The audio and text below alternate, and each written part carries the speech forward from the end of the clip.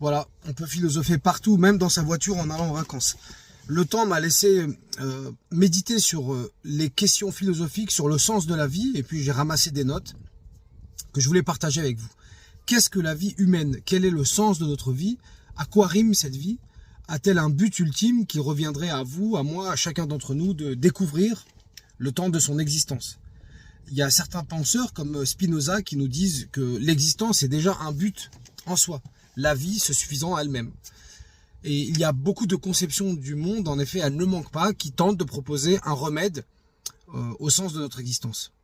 Et cette formule, son acception moderne, le sens de la vie, elle a été revigorée par Friedrich Nietzsche.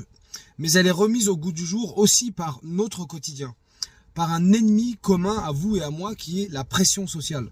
Nous avons en effet des sociétés qui sont à l'origine de troubles reconnus puisque beaucoup disent qu'ils sont malades du manque de sens de leur existence.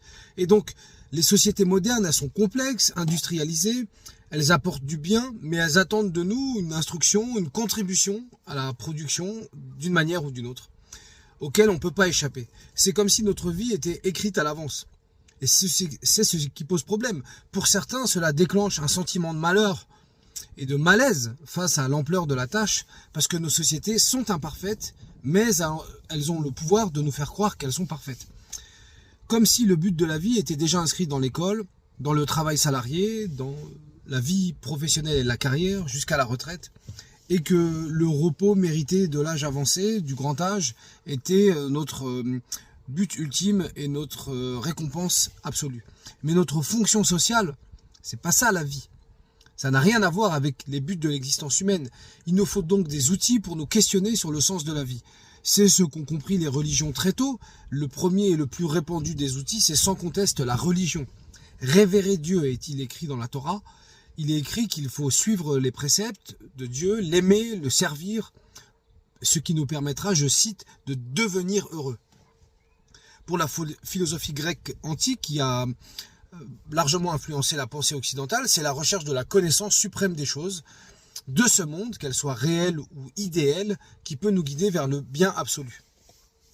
Pour Aristote, c'est la vie bonne qui est la recherche de la vertu qui peut nous mener vers une vie authentiquement bien vécue. Cela nécessite l'usage de la raison qui va éclairer ce que sont les vertus à rechercher.